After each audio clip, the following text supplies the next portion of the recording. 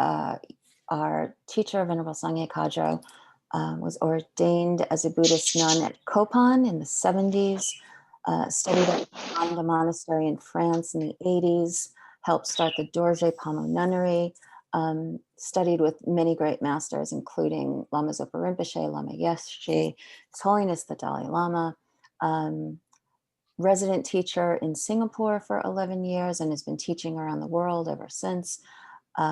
Studied at the master's program at Lama Tsongkhapa Institute, and notably authored several books.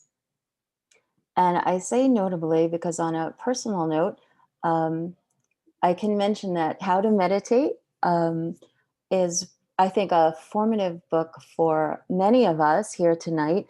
When I first started studying and practicing at Ling, they were with drop-in meditations, and Scott Snibbe often led them. I know he's a big fan of yours, and you did his podcast recently. And so he always mentioned the book, recommended the book. I can't hold up my own copy because I've purchased it and given it away and purchased it and shared it so many times. So yeah, we're really happy to have you back here with Seichen Ling. And Venerable Carol will start us off with a mandala on behalf of the center. Sajipuki Jukshing Meto Tramri Rodling Shi Nite Gen Padi Sangye Shingdu Mikte Ulwagi Rokunam Da Jingla Chaparsho Idam Guru Ratna Mandala Kam Niryatayami Sangye Choran Sogi Chonama Janchu Bardu Dagni Kapsuchi Dagi Chunyengi Pesonam Ki Drola Penchir Sangye Droparsho Sangye Choran Sogi Chonama Janchu Bardu Dagni Kapsuchi Dagi Chunyengi Pesonam Ki Drola Penchir Sangye Droparsho. I go for refuge until I am enlightened to the Buddha, the Dharma, and the Supreme Assembly. By the merits I create through listening to the Dharma, may I become a Buddha in order to benefit all sentient beings.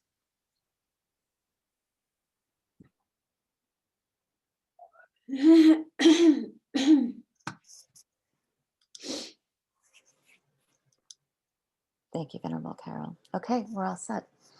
Okay, so good evening, all of you. You can see some familiar faces and some new faces. I'm very happy to again make a connection with Seichen Ling. I had many wonderful experiences teaching there for many years. So I thought that it would be nice to start with just a short meditation. Probably maybe some of you have been busy today, running around the city or working on your computer. And so your mind might be a little bit scattered and distracted. So it's good to settle down the mind and try to get into a good state of mind for what we are going to do here tonight. So make yourselves comfortable as you can.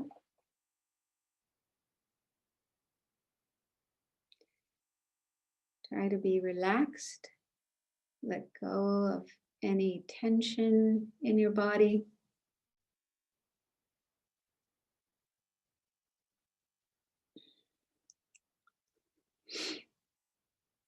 Let your breathing be natural. Let the breath flow in and out in a natural way. Don't try to control it, but just allow your body to breathe as it normally does.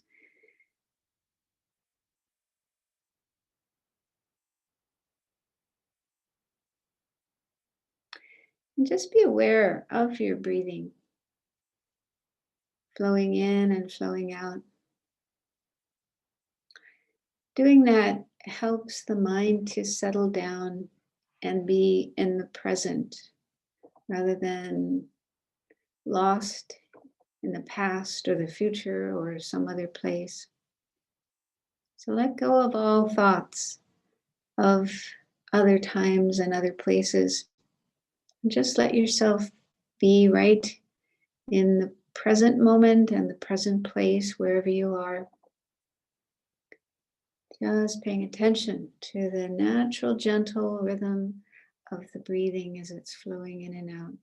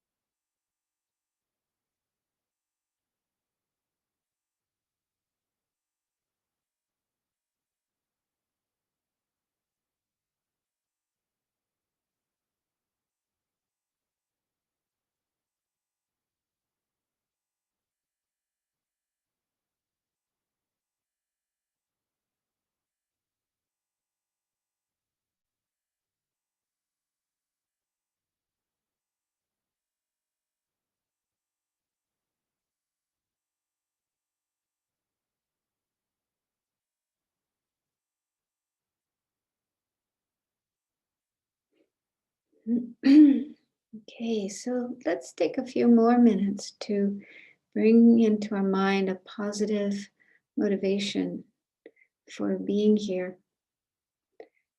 The best motivation we can have is altruism, called bodhicitta in Sanskrit. This is the wish to become a Buddha, to help all living beings. So some of you are probably familiar with that idea and comfortable with it. And so you can bring that into your mind as your reason for being here. Like, I want to learn more about Buddha nature so that I can develop it in myself and become a Buddha so I can help all living beings. But if you're not so familiar with the idea of bodhicitta, not so comfortable with that as a motivation, then another motivation might be, I want to help people as much as I can. I want to do good and help people, help the world with my life. And I want to learn ways in which I can be more helpful to others. So I hope that I will learn something here tonight that will enable me to be more helpful. So that's just a suggestion, but something along those lines, wanting to be beneficial, to be helpful as much as you can.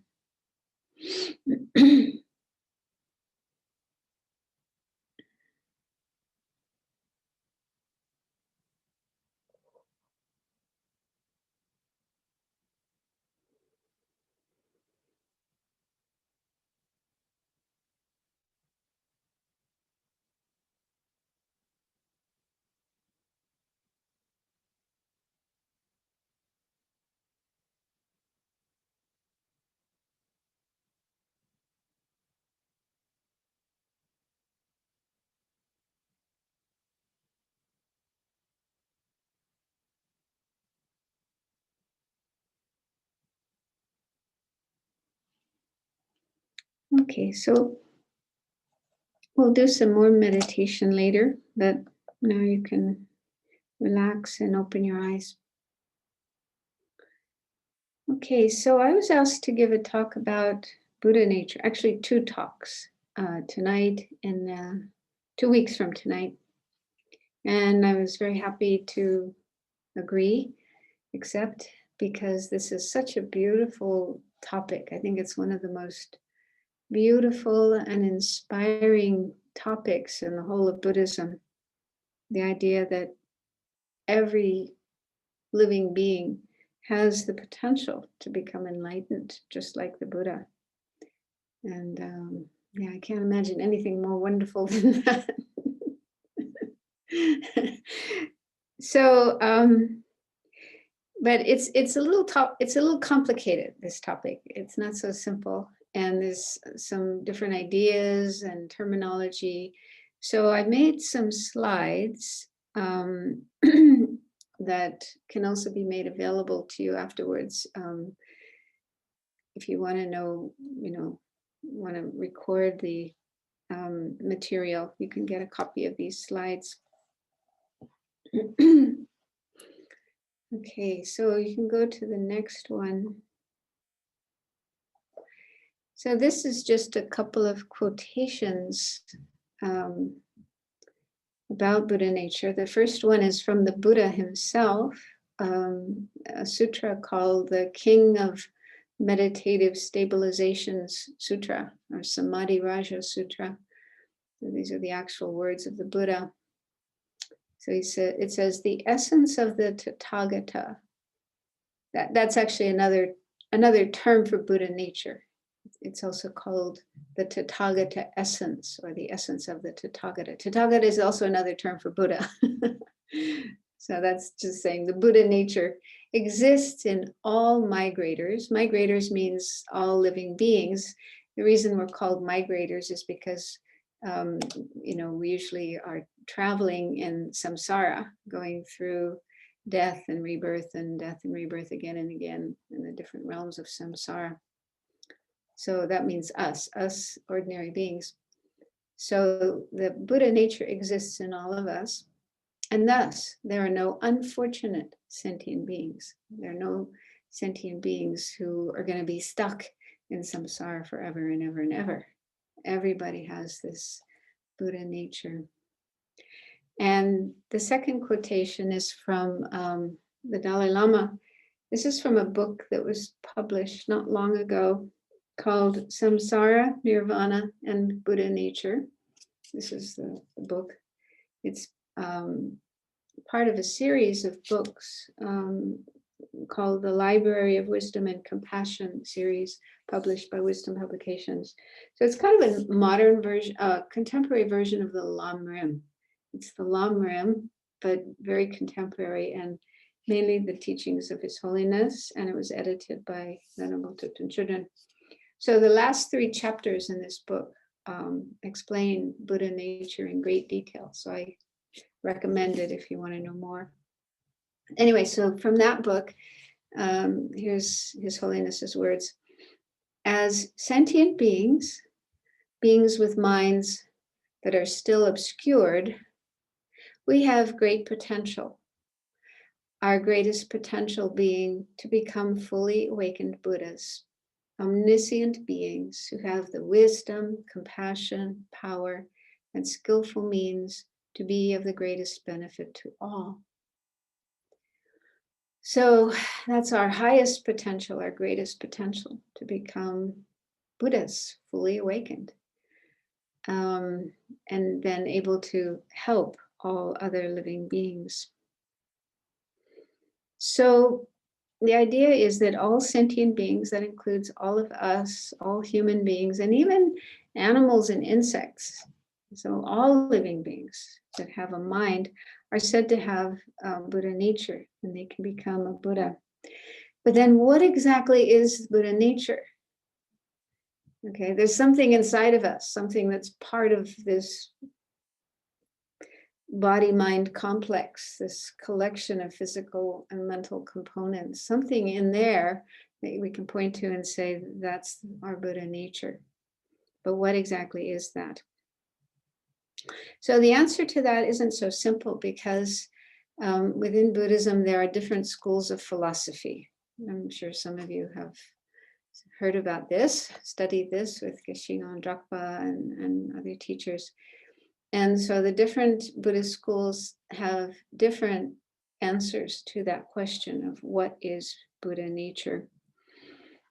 And so I thought I would start with the Madhyamika school, because that's the one that most Tibetans consider the highest, the best, the most correct.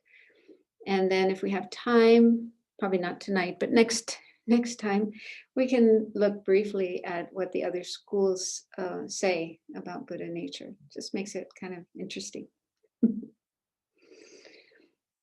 But first of all, I would like to talk about the mind. So the next slide. Because Buddha nature is related to the mind. And so we have to have some understanding of what is the mind according to Buddhism. I'm sure many of you have heard this before, but some of you might be new, you might be unfamiliar with how Buddhism explains the mind. And it's actually a huge explanation, so I can't say everything tonight, but just a few points about the mind. What is the mind in Buddhism? So first of all, we have to know it's not the brain or something produced by the brain. So this is what many people believe, especially people who are scientists or who have studied science or who believe in science. This is the view. So this is a view that many people in the West have, maybe not just the West, maybe all around the world. They think the mind is just some part of the brain or something produced by the brain. And when our body dies and our brain dies, stops working, then the mind goes out of existence. It doesn't exist anymore. Well, this is not what Buddhism says. And there's actually a lot of evidence that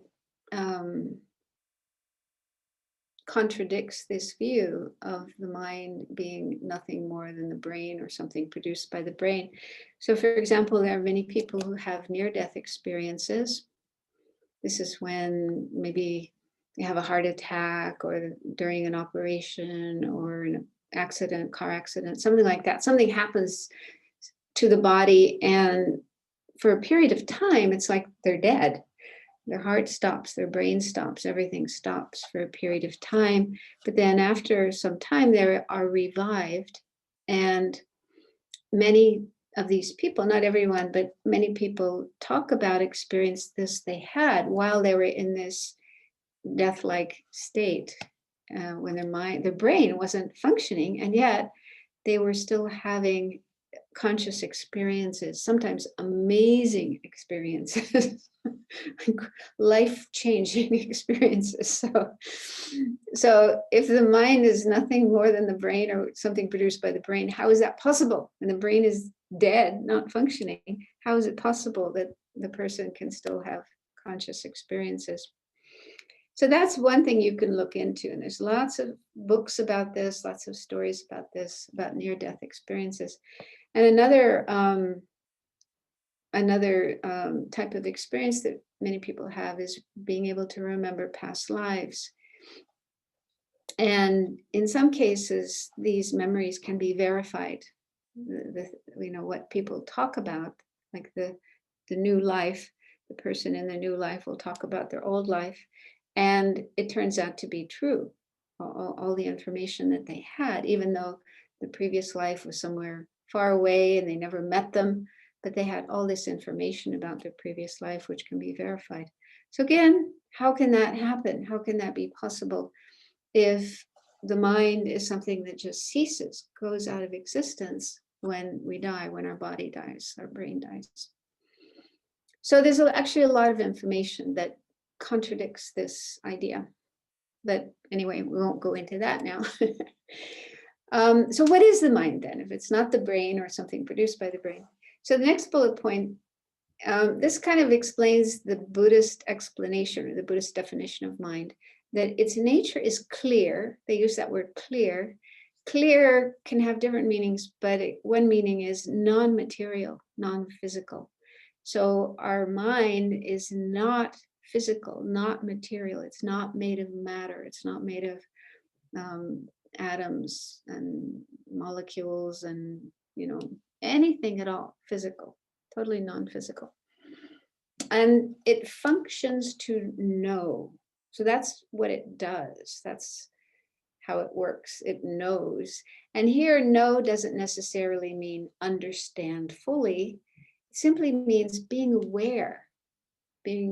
aware of things, experiencing things. So even at a very basic level, like just seeing an object, we don't have to really understand what that object is, but we still see it, or we hear sounds and so on.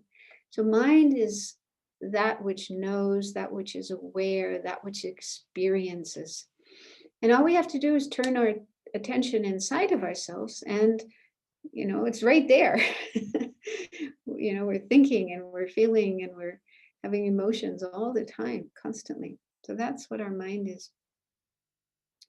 And the third bullet point, it's like a stream or river.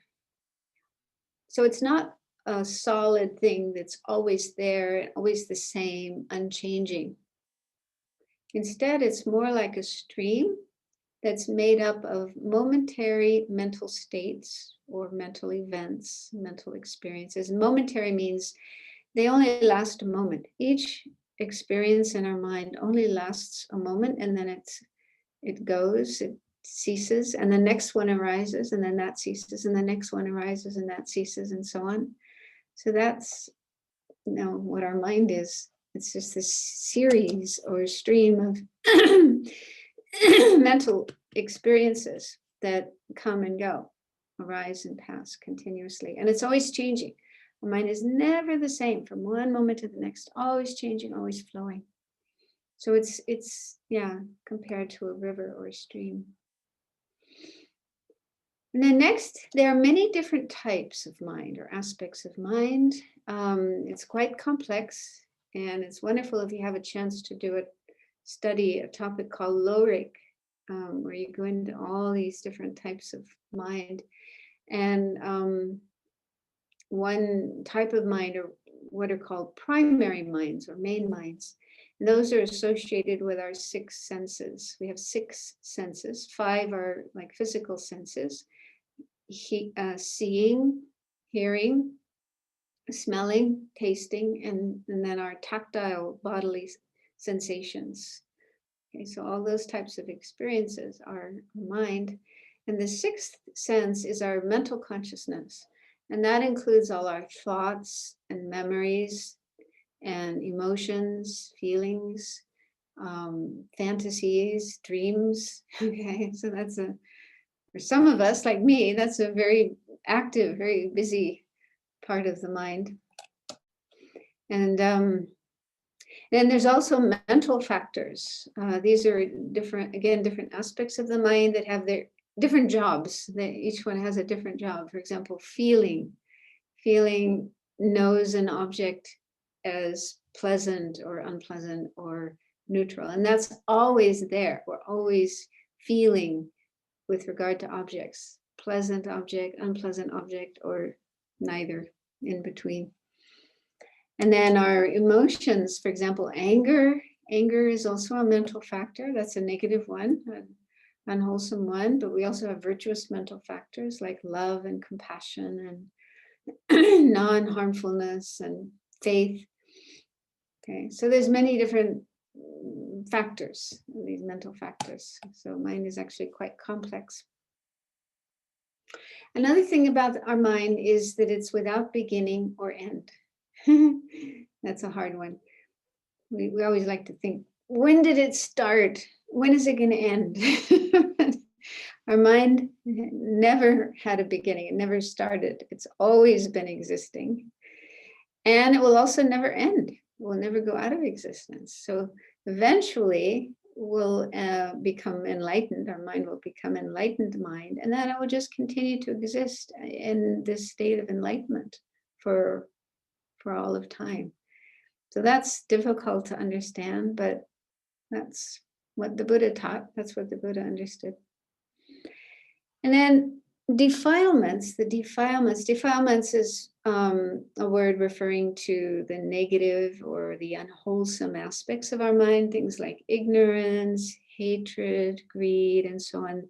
These are the things that mess up our mind, that make our mind unpeaceful, disturbed, and make problems in our life and problems for other people, problems in the world. So these are the source of all the suffering, all the problems. So these aspects of the mind are not permanent. They are not things that will be in our mind forever, but they can be extinguished. They can be removed, eliminated from our mind forever, meaning they will never come back. So it's possible to do that. The Buddha did that, and he showed how it can be done. He completely got rid of all the defilements in his mind, and will never experience them again. And he taught how that can be done. It's not easy, it takes time, but it is possible. So our mind can become free of all these defilements. And then the last bullet point, the good qualities of the mind, things like compassion, love, wisdom, faith, and so on, those are the source of happiness and peace and eventually enlightenment. So those good qualities can be cultivated, can be developed, can be increased more and more, and eventually brought to a point of perfection. Perfect compassion, like in the Buddha's mind, the Buddha has compassion for every single living being without exception, all the time, no matter what they do. So even somebody does some horrific, horrible, harmful actions, Buddha doesn't feel any anger or hatred or rejecting that being. Oh, you're too awful, I'm not going to help you anymore. Buddha has nothing but compassion and love and dedication to helping. So that's the meaning of perfect compassion. It's there all the time for every person, every being, no matter what they do. So we have compassion too, but it's not yet perfect. So, but we can work on developing our compassion and eventually, get it to that point where it's perfect compassion. So this is a lot of information, but these are just some things about the mind according to Buddhism. And this is important to know with regard to this topic of Buddha nature. So now let's go on to look at that. What is Buddha nature? Next slide. So there's actually different kinds of Buddha nature, but in general, and this material I'm sharing with you tonight is from a text called The Ornament of Clear Realization, or the Abhisamayalankara, composed by Maitreya. This is one of the main texts that are studied in the monasteries by the Tibetan monks and nuns. For example, the Geshe, Geshe-on Drakpa, and so on. And they usually spend 6 or 7 years just studying this text. There's a lot of information in this text, so they memorize it, and then they get teachings on it, and they study commentaries, and they debate. They spend 6 or 7 years just studying this one text, plus some supplemental material. Anyway, it's a very important text because it really explains in detail the path to enlightenment. It's actually the basis of the Lam Rim. The Lam Rim is based on this text, but it really goes into great detail with what a bodhisattva has to do to become enlightened. So anyway, so that's the source for this material that I'm sharing with you tonight. So according to that text, a Buddha nature, and I have / lineage, because the term in Tibetan, there's a little star if you go down to the bottom. The Sanskrit term is gotra. I don't know Sanskrit, but I know a little bit of Tibetan. So the Tibetan term is rik. And it's kind of a difficult term to translate. It actually has different meanings. So some translators will translate it as lineage, some as disposition, some say trait or family. Those are just different ways of translating this term. And Lama Zopa Rinpoche uses the term race. You may have heard him use that term race. I'm a little uncomfortable with that term. It's quite loaded. So I think I try to avoid that term. I actually like the term disposition for some reasons that I'll explain later. But anyway, when I was studying this text, our translator used the term lineage, which is also quite good. So anyway, Buddha nature or Buddha lineage is a phenomenon that is suitable to transform into a Buddha's body. So that's what a Buddha nature is. It's something that will transform into the body of a Buddha. Now the body, I don't like that term very much, but the Sanskrit term is kaya. And I guess it does have the meaning of body, but it's not body like, our flesh, blood, bone body. You don't think of it like that. More of a corpus. Maybe corpus is a better translation, or maybe an aspect of being of a Buddha. Okay, so we need to know about these Buddha bodies or kayas, in case some of you haven't learned about this before. So when somebody becomes a Buddha, then you attain these kayas, and there's different ways of counting them.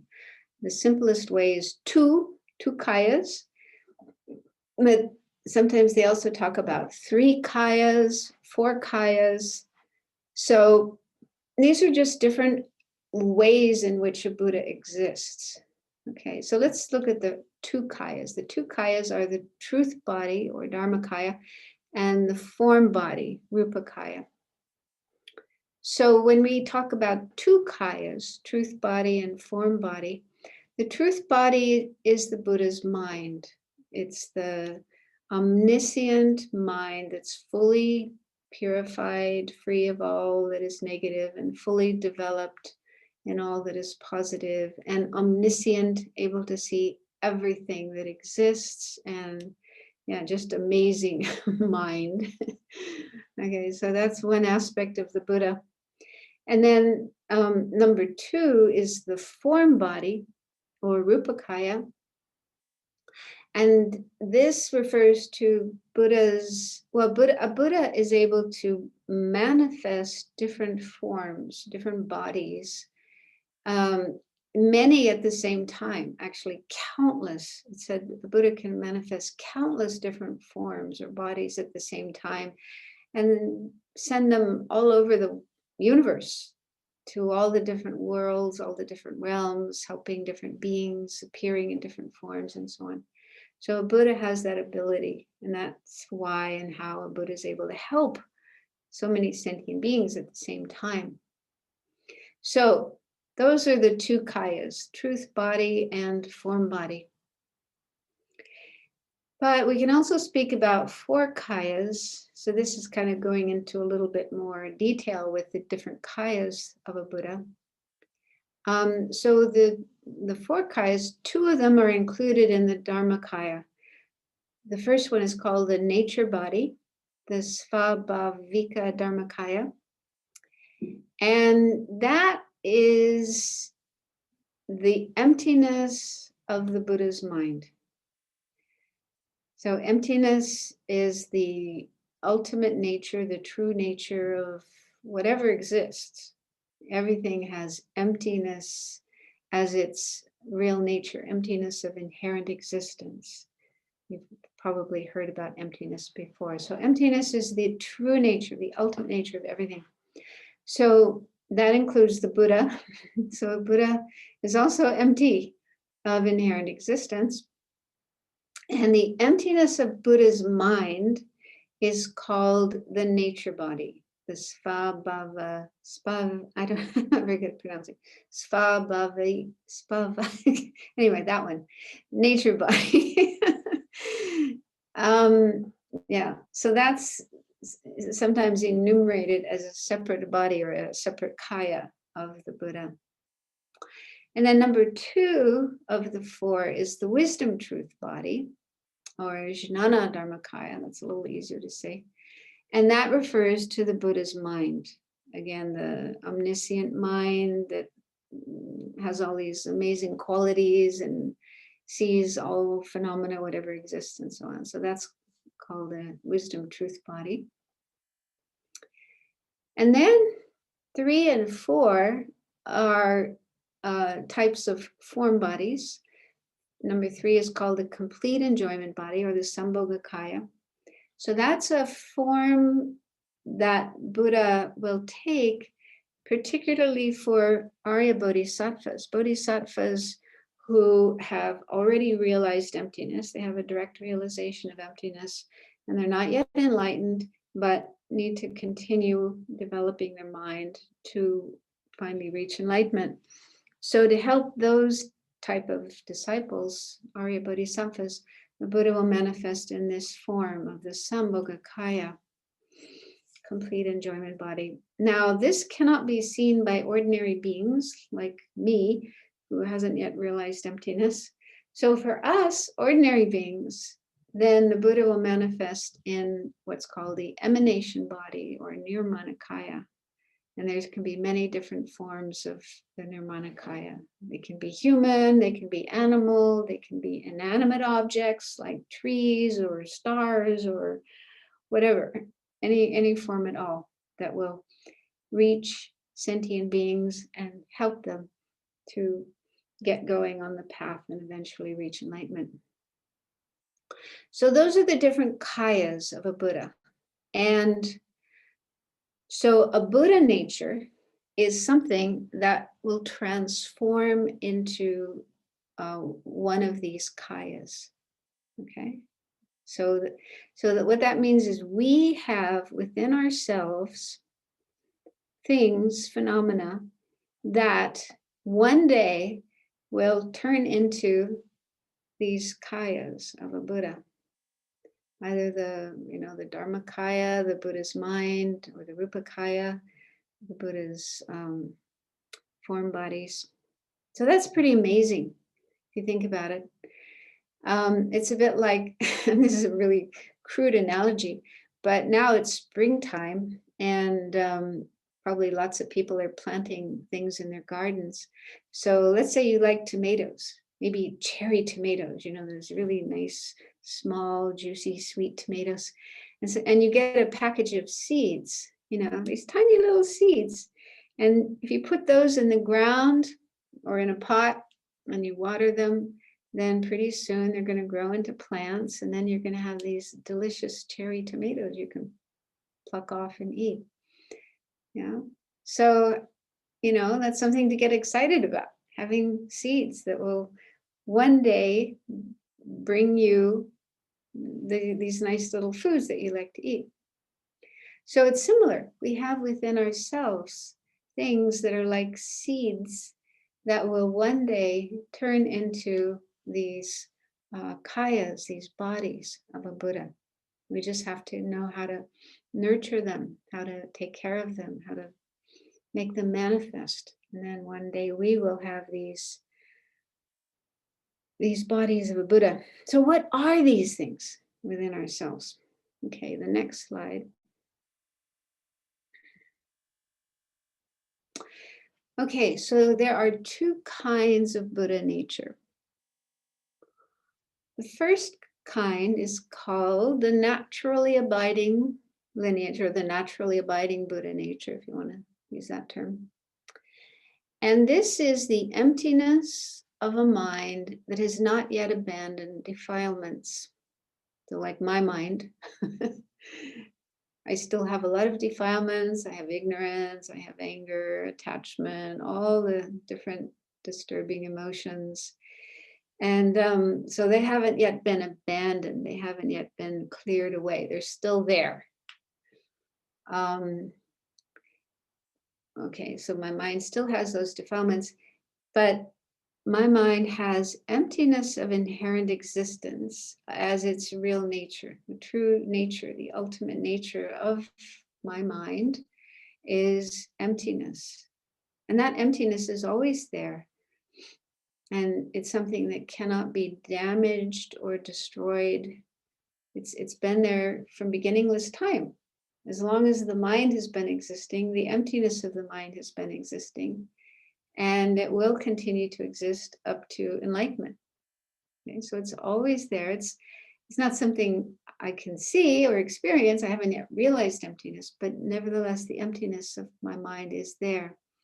So that emptiness of my mind is what's called a naturally abiding lineage, the naturally abiding Buddha nature.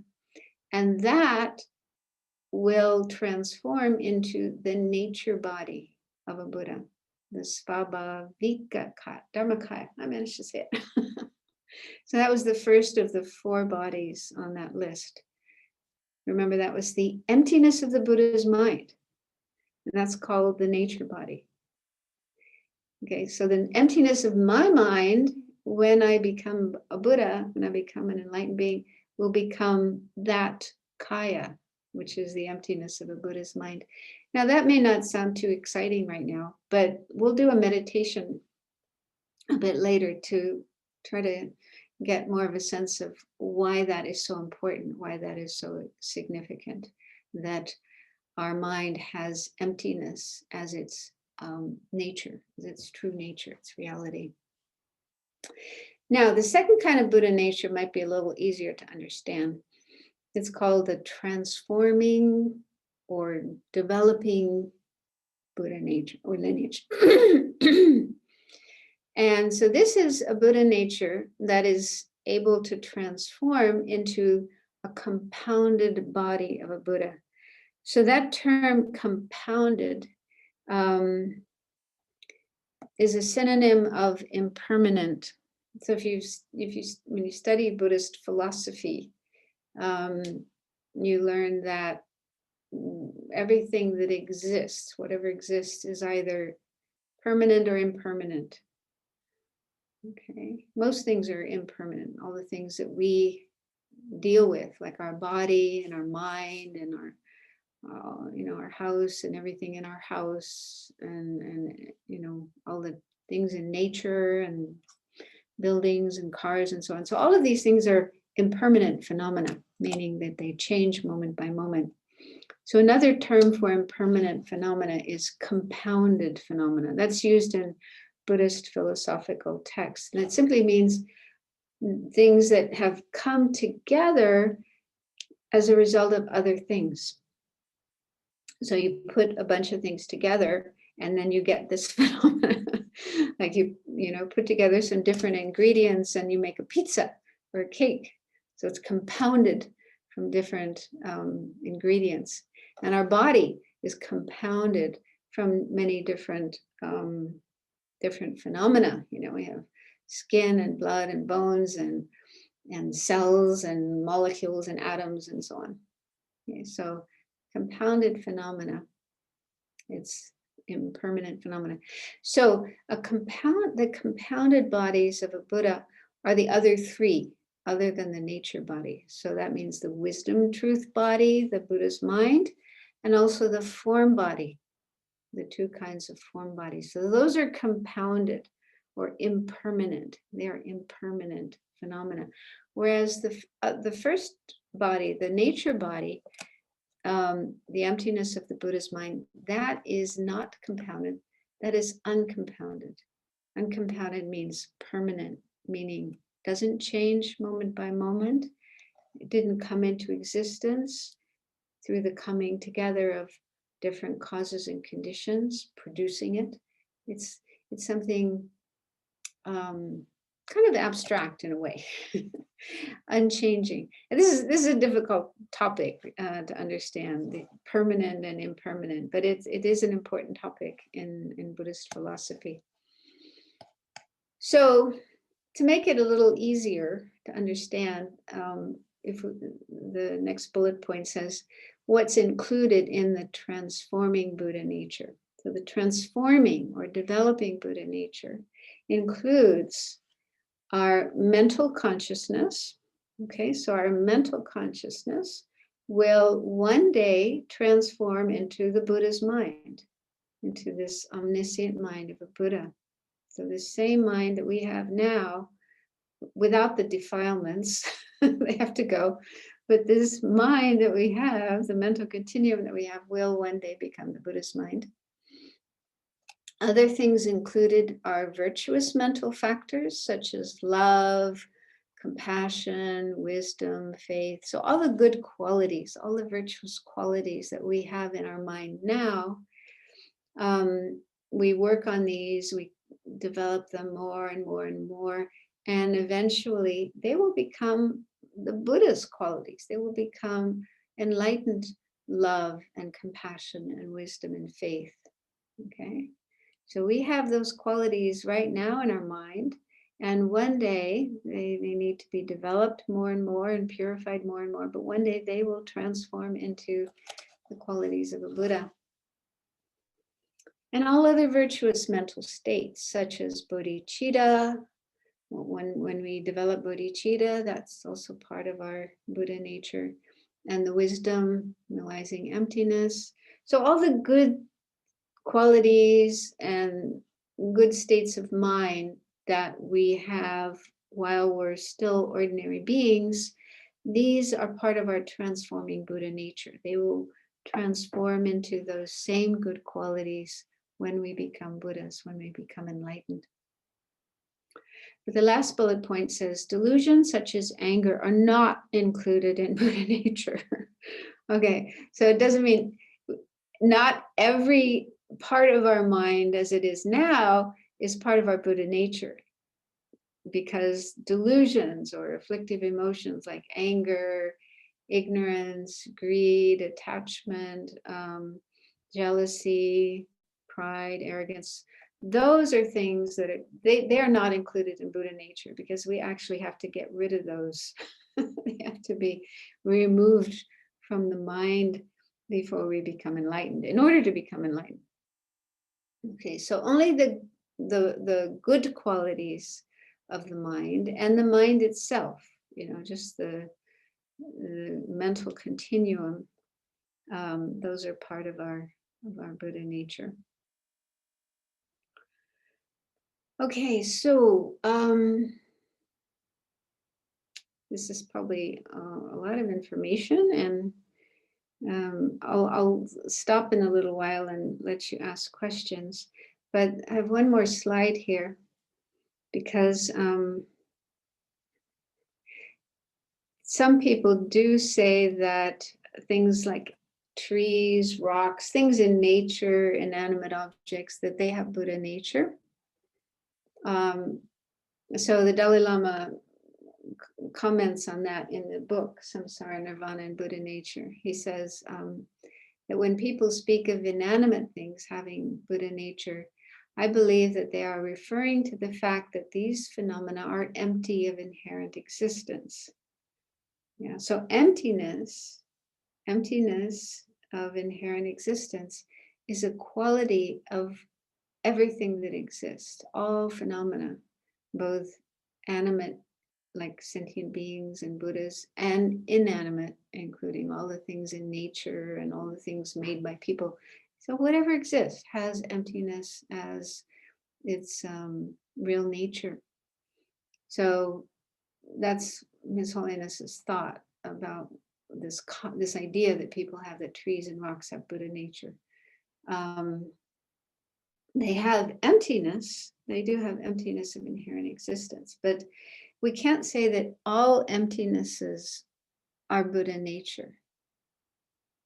Only the emptiness of a mind, like the mind of a sentient being, only that emptiness can be called Buddha nature, but not the emptiness of a rock or a tree or a table or a computer. Okay, so not every emptiness is a Buddha nature, only the emptiness of a mind. So our tradition says that only sentient beings have Buddha nature. And he says that the fact that we can generate renunciation, the determination to be free of samsara, we can generate bodhicitta, we can generate wisdom. This indicates that we have Buddha nature. So our ability to, maybe we haven't yet generated those realizations, but we wish to. I know I do. I really want to develop renunciation and bodhicitta and wisdom. And I know that I can, slowly. So the fact that we are inspired to develop these states of mind and work for enlightenment, this shows that we do have Buddha nature. We have the potential to reach enlightenment. But inanimate things like trees and rocks, they don't have mind. And so they cannot develop those qualities, those mental states. And so they don't have Buddha nature.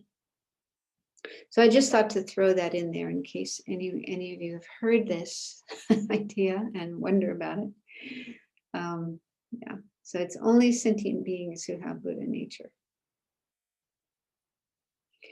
Well, So there's been a lot of information here, and I thought it would be nice to do a meditation to try to get a better understanding of these two types of Buddha nature that we have within us.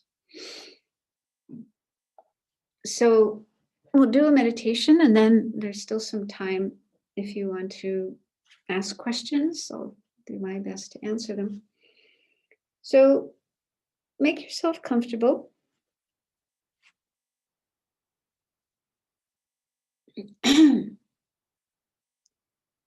But try to keep your back straight. Try not to slouch. Keeping the back straight helps your mind to be more clear and focused, awake, alert.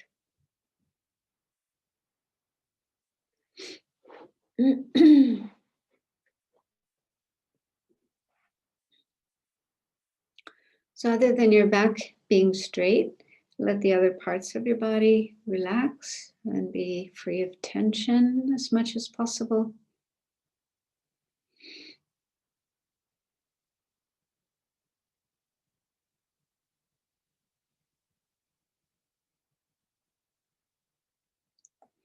And spend a few minutes being aware of your breathing, flowing in and flowing out,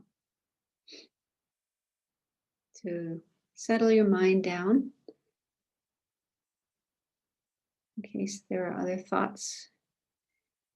So if there are any thoughts in your mind that are not related to what we are doing here, put them aside for now so that you can really focus on this meditation and get an understanding of this rather difficult topic.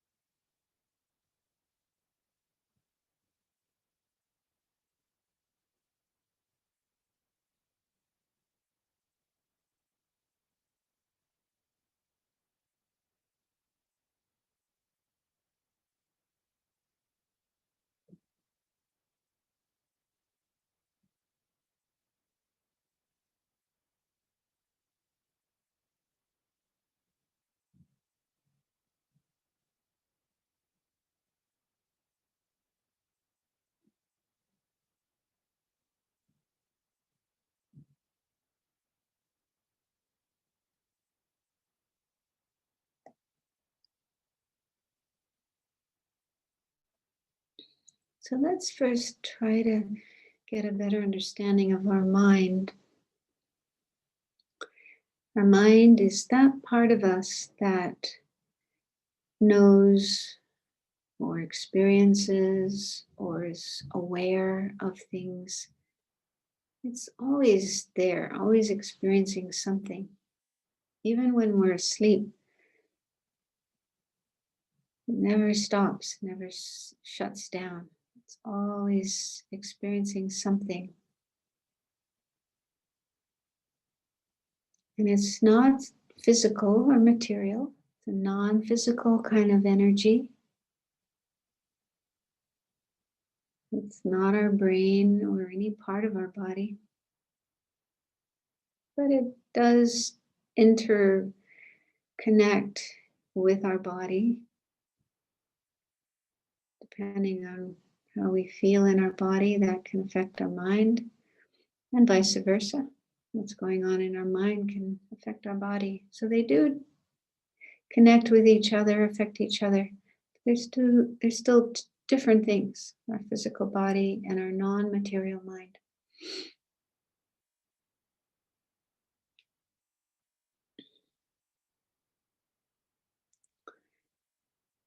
And the nature of our mind is basically clear. It's compared to pure water, water that's unpolluted, like spring water coming from a deep place in the ground, totally clear and pure, no pollution, no dirt. So our real nature of our mind is like that.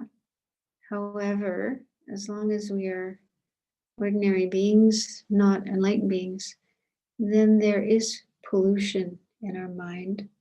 Pollution such as the disturbing emotions, anger, attachment, jealousy, arrogance, ignorance, lots of different disturbing thoughts and emotions. So those are like pollution in our mind. But just as pollution can be removed from water, you treat the water in a special system for purifying it, then the pollution can be removed and the water restored to its natural, pure, unpolluted state.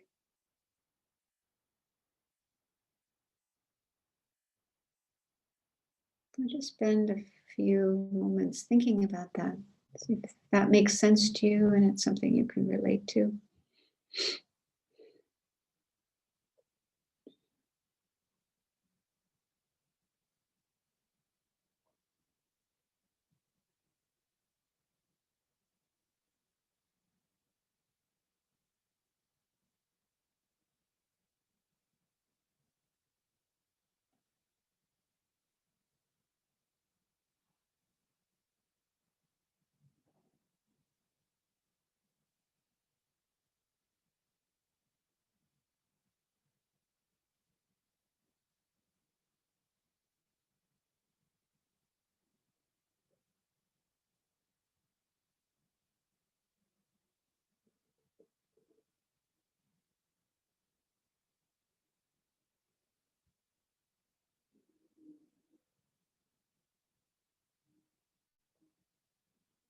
So the clear and knowing nature of our minds and the clear and knowing nature of the Buddhist mind are basically the same.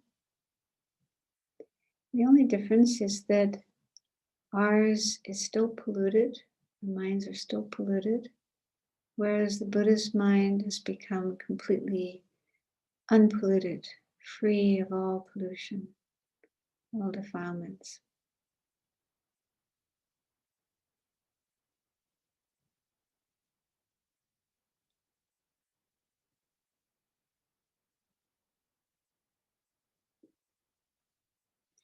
And that's something we can do as well.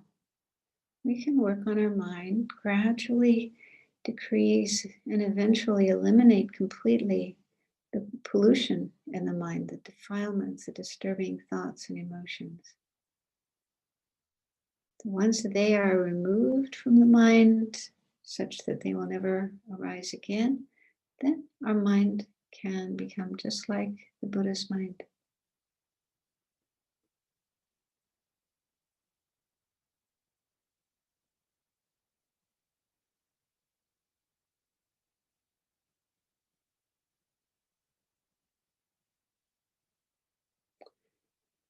And also within our mind, there are natural good qualities, virtuous qualities like faith and compassion and loving kindness and wisdom that understands things as they are. So we already have those good qualities, even though they're not always there, but we can work on developing them more and more so that they are there more often. And eventually they can become perfected. It can be brought to a point of perfection, perfect wisdom, compassion, love, and so on.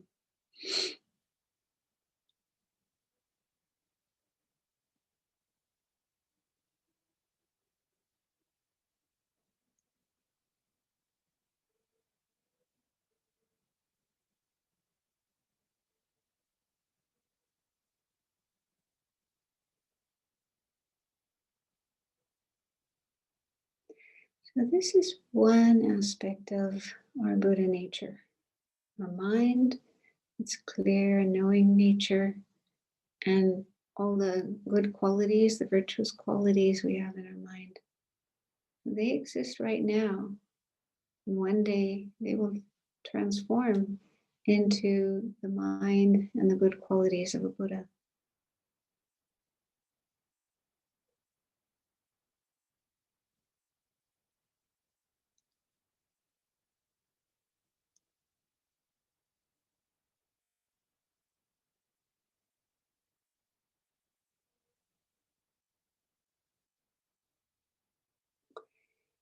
And then there's the emptiness of our mind, which is its true nature, its ultimate nature.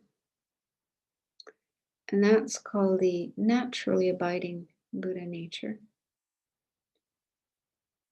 And that's what will transform into the nature body of a Buddha, the emptiness of the Buddha's mind.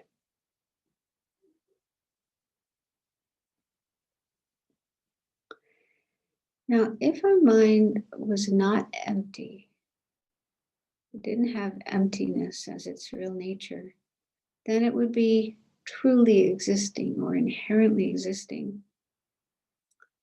And that means it would not be able to change. It couldn't be affected by other things, causes and conditions. It would be like fixed and static and unchanging because it's totally independent of everything else, existing by itself, autonomously, disconnected with everything else. That's what would happen if our mind wasn't empty of true existence. That's how it would be. And if that was the case, it would not be possible to change our mind. The mind would remain exactly the way it is forever. It could never change. We would not be able to free the mind from the defilements, disturbing emotions, the obscurations. So our mind would be polluted forever. Always polluted, always afflicted, always defiled, forever and ever and ever. It could never change into a Buddha's mind. So that's what would happen if our mind wasn't empty of inherent existence. But fortunately, that's not the case. Our mind is empty of existing inherently or independently. It exists dependent on many, many different factors like causes, conditions. It is affected by causes and conditions. And that's why we can work on our mind. We can change our mind. We can improve our good qualities and decrease our negative qualities. So that's a really good thing, a really positive thing. The fact that our mind is empty of inherent existence. It means it can be changed and eventually it becomes enlightened. Just think about that for a few minutes, see if that makes sense to you.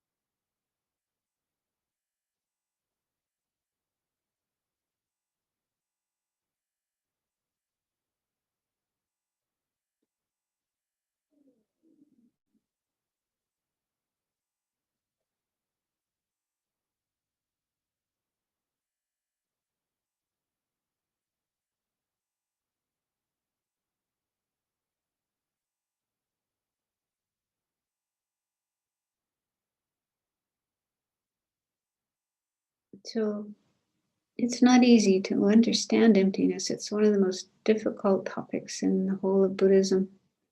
But if we make effort to listen to teachings and think about them and meditate on them, gradually we can understand it more and more. And eventually we'll realize it. We'll have an actual direct realization of emptiness. And that direct realization of emptiness is a very powerful remedy or antidote that clears away the pollution in the mind, ignorance, the disturbing emotions, and all the obscurations that prevent our mind from transforming into Buddha's mind. So the fact that our mind has emptiness as its real nature, and that our mind is able to understand that real nature, the emptiness of itself, this is something really marvelous, really wonderful, really fantastic. This is like the key to liberation, the key to illumination, to awakening, to enlightenment.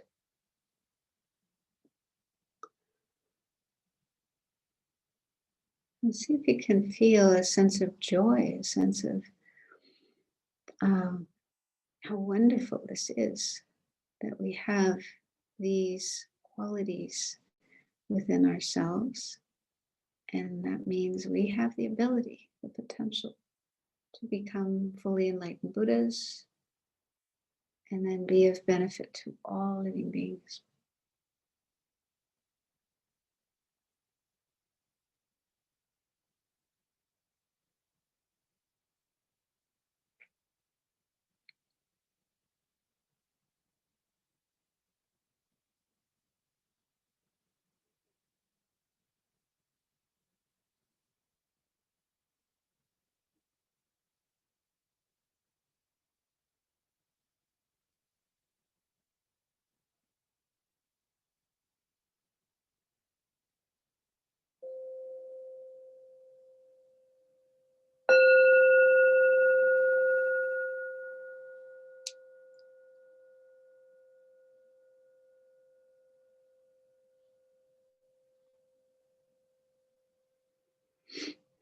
I'd just like to read something that I reread a few days ago. It's in the book by Lama Yeshe called Introduction to Tantra. And he's talking here about our potential for reaching enlightenment. I just find his words really beautiful. So he says, according to the Buddhist teachings, no matter how confused or deluded we may be at the moment, the underlying and essential nature of our being is clear and pure. In the same way that clouds can temporarily obscure but cannot damage the light-giving power of the sun, so too the temporary afflictions of body and mind, our confusion, anxiety, and the suffering they cause, can temporarily obscure but cannot destroy or even touch the fundamentally clear nature of our consciousness. Dwelling deep within our heart and within the hearts of all beings without exception is an inexhaustible source of love and wisdom. And the ultimate purpose of all spiritual practices, whether they are called Buddhist or not, is to uncover and make contact with this essentially pure nature.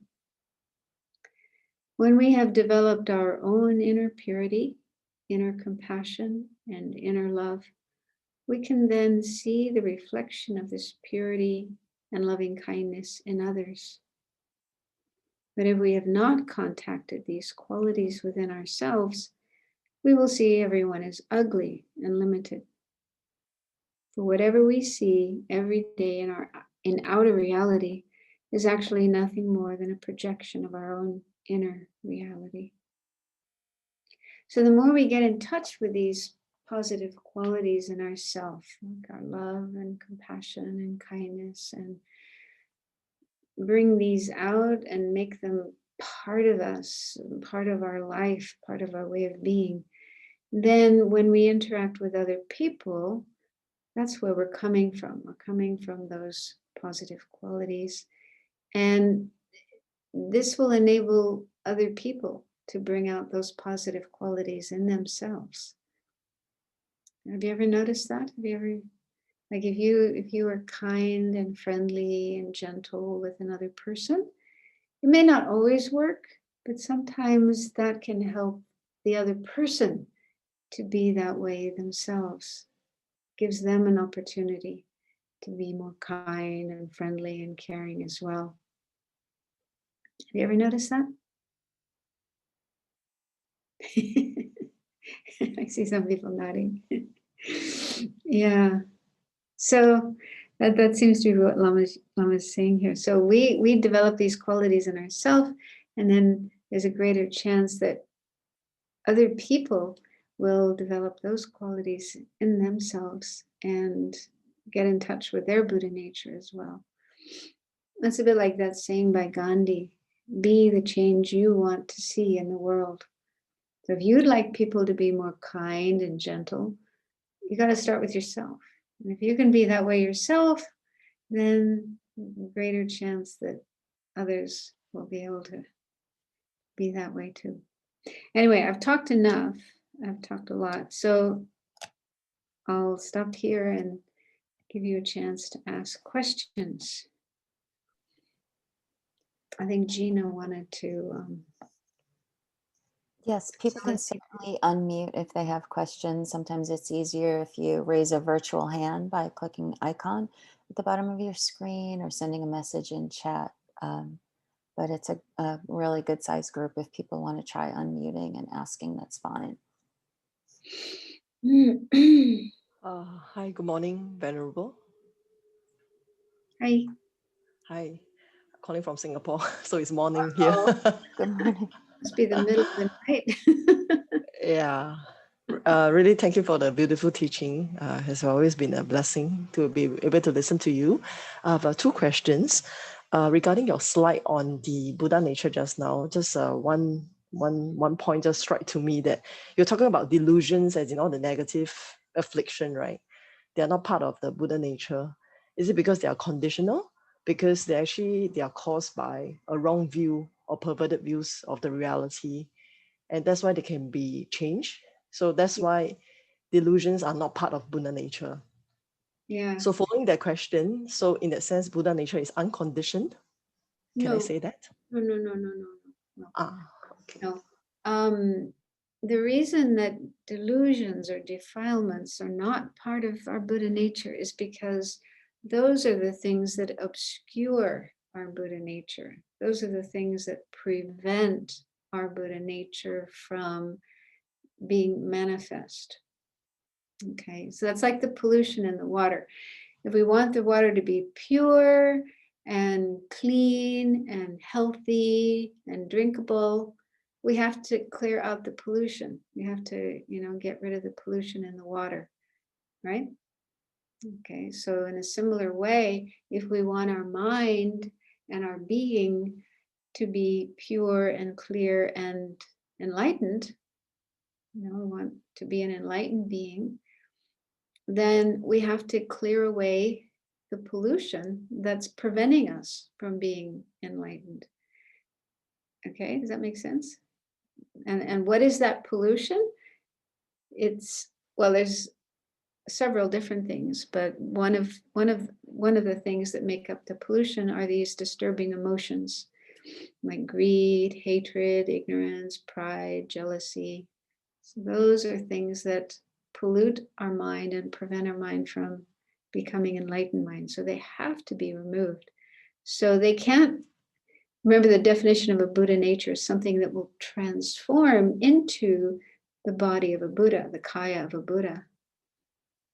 So our delusions will not transform into any part of Buddha, any aspect of Buddha. They have to be removed first.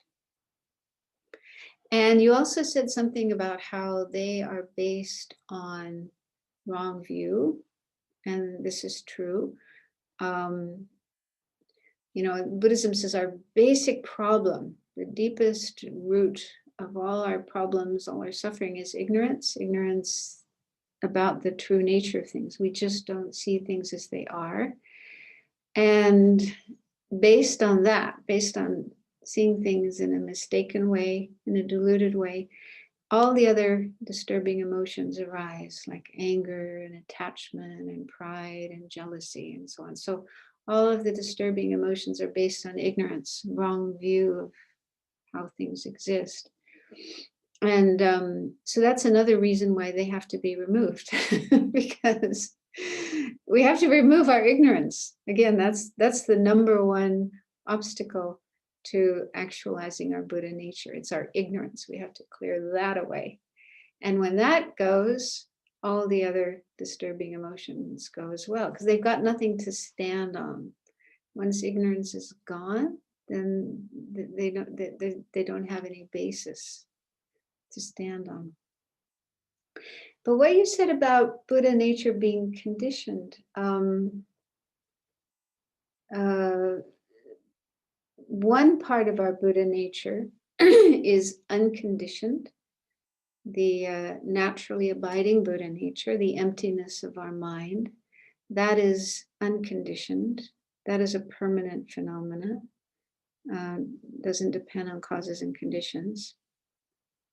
But the other part of our Buddha nature, the transforming or developing Buddha nature, that is conditioned, because that includes our mind and the good qualities of our mind, like compassion and love and so on.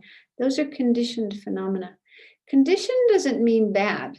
I hope you don't have that idea. Saying that something is conditioned doesn't mean it's bad. It doesn't mean something we have to get rid of. It simply means it depends on causes and conditions. So our mind depends on causes and conditions. Our love and our compassion and our wisdom depend on causes and conditions. Enlightenment depends on causes and conditions. Okay, enlightenment is a conditioned phenomena. And that's actually a good thing, because if enlightenment wasn't dependent on causes and conditions, we wouldn't be able to get there. The fact that we can create the causes and conditions to become enlightened is fantastic. That means we can do it. We can get there. So saying that something is conditioned isn't negative or bad in any way. I hope you're not thinking that. That makes sense?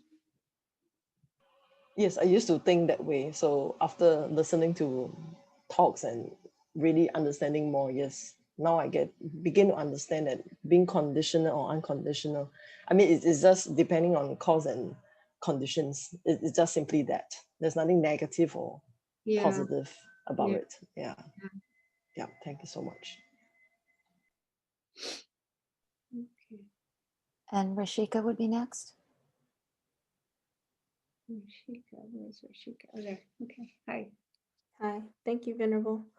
So I just have one question. When the concept of some people believing that inanimate objects have Buddha nature, I'm wondering if one reason why they do not, if I'm understanding this correctly, could we say that one reason is because they lack like the clear mind, they can't perceive or know things?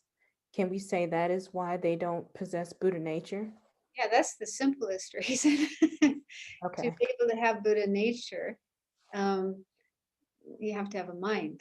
So only sentient beings who have a mind, who have awareness, consciousness, and so on, only they have Buddha nature. Only they can become Buddhas. Rocks and trees can't become Buddhas. Yeah. They can't transform into Buddhas. So you have to be a sentient being with a mind to be able to transform into a Buddha. Yeah, I think Thich Nhat Hanh is one person who talks about this. I've read it in some of his books. So, I don't want to say that it's wrong, but like His Holiness says, it probably just means that everything has emptiness. Emptiness is a part of every phenomenon. And if we understand emptiness, then we can see emptiness everywhere. We can see emptiness in the trees and the rocks and our computer and even in our toilet. Everything has emptiness. So, yeah, but that doesn't mean everything has Buddha nature. Everything has the potential to become a Buddha. Thank you. And we also have a question from Min. Yeah, can I ask the questions? Min, hi. Hi. Yes. So I was listening to the Jataka tales the other day, and they had a story of this like uh, past life of the Buddha when he was a deer, and he can talk, and he can say, hey, and he can practice meditation, and there's like a rabbit who can jump into the fire, things like that. So like I have a question like, uh, are these animals really smart? Or maybe in that whatever Buddhist universe that they have, their Buddha nature is a little bit more advanced than our animals. I mean, through my extent of understanding like nature, like I haven't seen any deer can talk or any rabbit can jump into like somebody else's fire.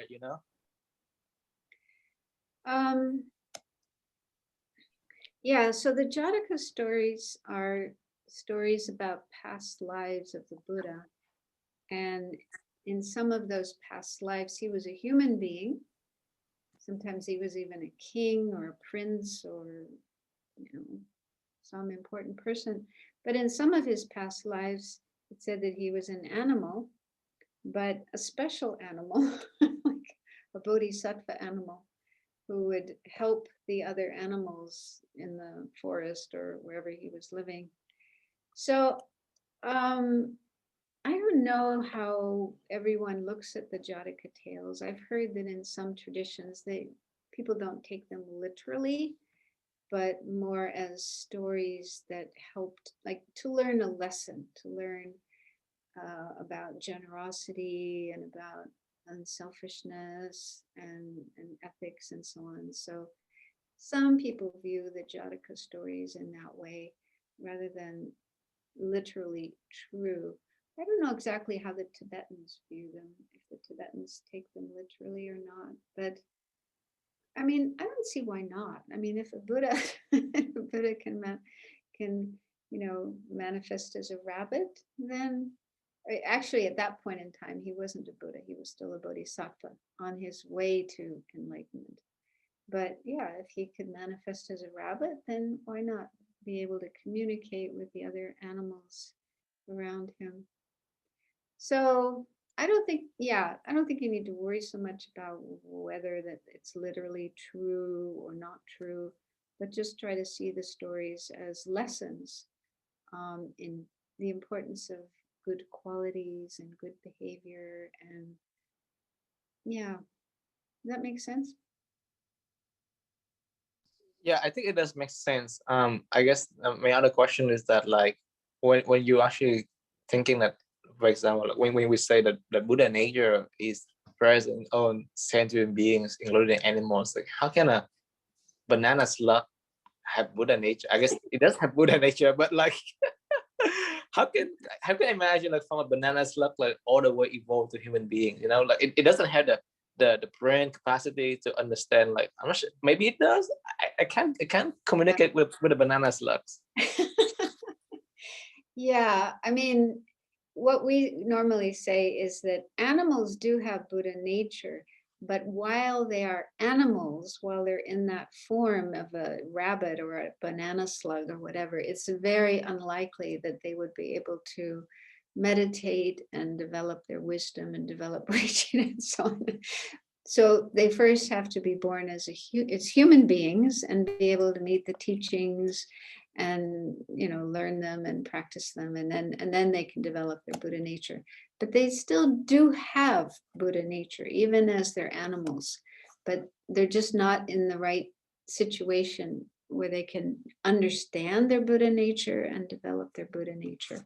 So to be able to do that, they need to first be born as human beings. So we can help animals, like Lama Zopa Rinpoche loves reciting mantras for animals and walking them around stupas so that they can get blessing from holy objects. And he does all kinds of things to help animals to connect with the Dharma, so that in next life or some later life, they'll be born in a situation where they can meet the Dharma, as human beings, meet the Dharma and be able to practice it properly. So, we shouldn't give up on them and think that, there's nothing we can do to help them. So there are things we can do. Thank you.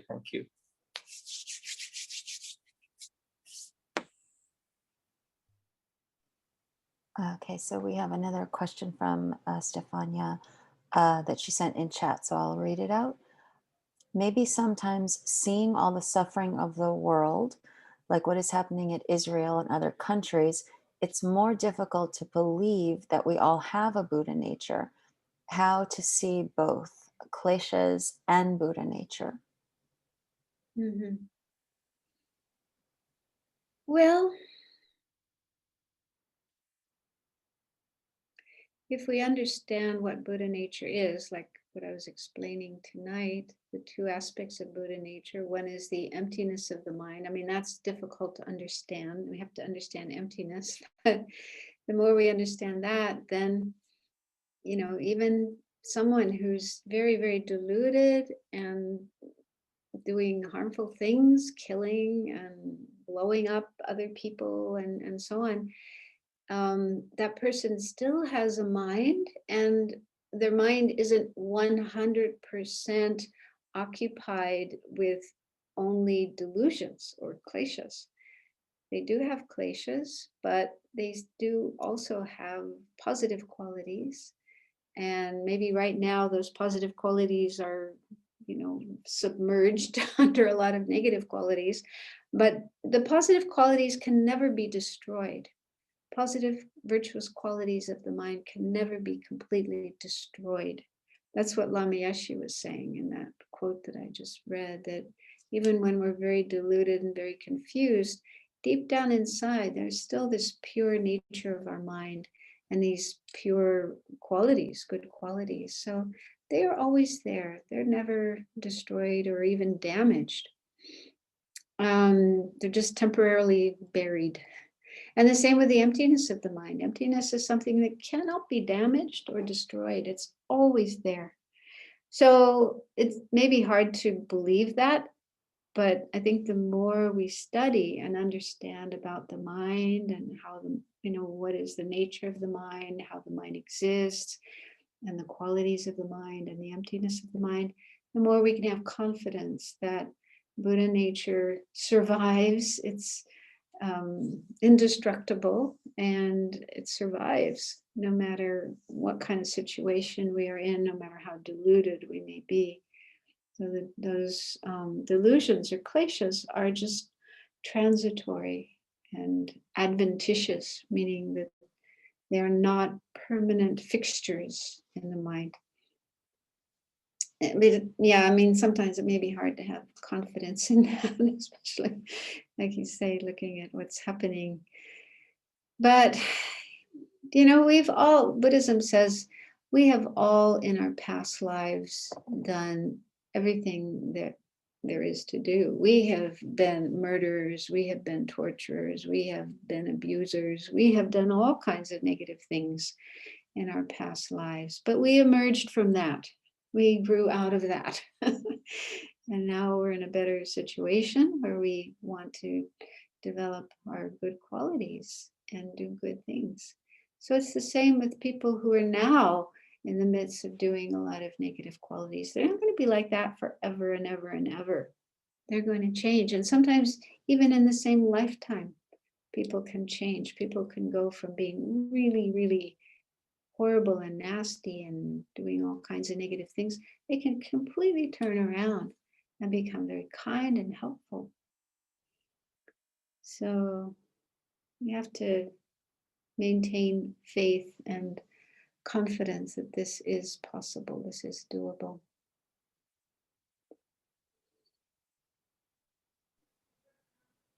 Thank you so much. One more question.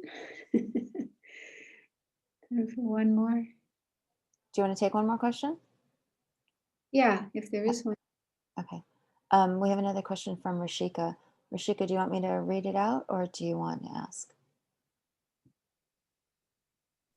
I guess I could kind of ask just because when the person was talking about essentially understanding klesha and people having good nature, trying to reconcile the two, I was just wondering, would one way of reconciling the two being, because I used to struggle with understanding if people were bad or not, could you say that you can reconcile the two, because no one person is capable of doing completely bad. Like, no, it's not possible for all of their actions to be bad.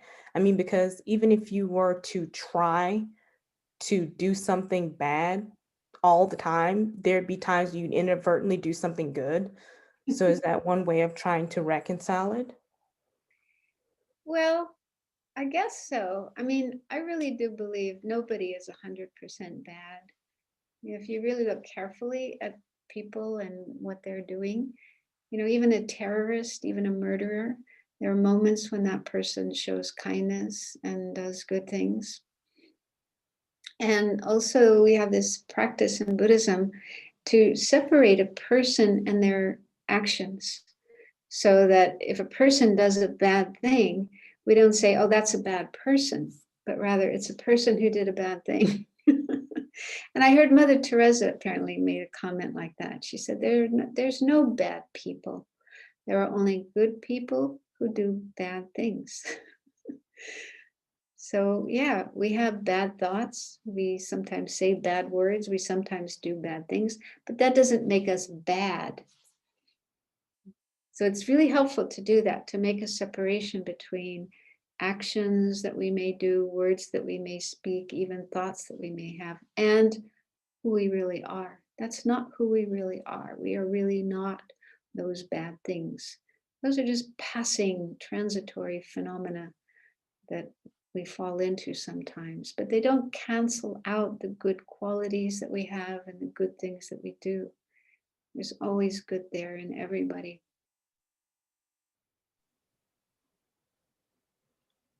That's a nice note to end on. Okay, so we'll end there, and then we'll have another talk 2 weeks from tonight, and I'll give some other, other ways of looking at Buddha nature. So some dedication prayers. Due